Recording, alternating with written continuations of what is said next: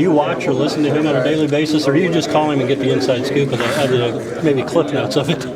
Most of the time I'll get the cliff notes, but the luxury of being going into my fifth year senior year, I have a lot of afternoon classes. So when we get home, from football and things like that, if I have time in the morning, I'll flip on, usually catch the last half hour of Mike and Mike, see if I can get anything good, make sure he doesn't mess up too bad. I got to keep the big guy in check. Now, is that anything you'd ever want to do? Definitely. I'm a film and television major right now, so working towards something like that, and obviously being able to do the videos for Inside Notre Dame football and things like that. It's been a lot of fun. There's been some good reps for that, and so down the road, definitely something I'm interested in. But for now, football's main priority. All right. You ever get done and you need a microphone, I'll let you pass it around. Appreciate it. Okay. Mike, how you doing? Good. How you doing? There's been some rumors of some pretty significant gains in the both the weight room and some vertical jump and some explosive things there over the last year. I'm really proud of the vertical, that 29-inch vertical. I want everyone to remember that number. I'm a fully blown athlete now. I got to go over to the basketball court over there and see if I can put it down a little Touch the harder. rim, right?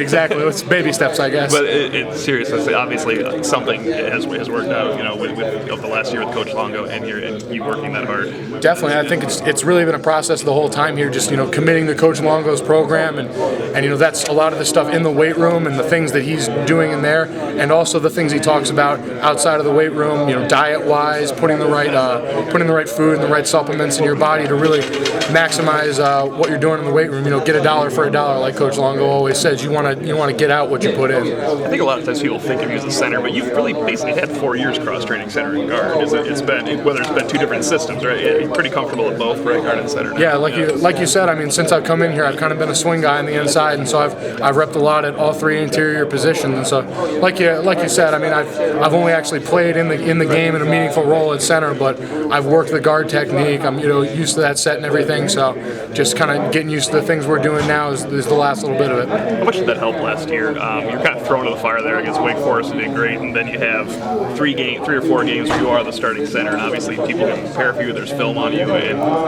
how does that help you kind of going into this? There's basically 4 veterans on that line, and everybody else, all the young guys are fighting from there. Definitely, it helps a lot. That you can't prepare for what you're going to see in game. That's something you're only really going to get when you step on the field and you're playing at game speed. And so being able to see things happen at game speed and play out like that and the different schemes we face and the great defenses we face, obviously, like the Stanfords and the Florida States, getting to go against those caliber of players in those game situations has really helped me tremendously. And I think now it's kind of slowed down the game for me. I'm able to see things a little better and kind of just communicate things to everybody else when I see them too. Is that kind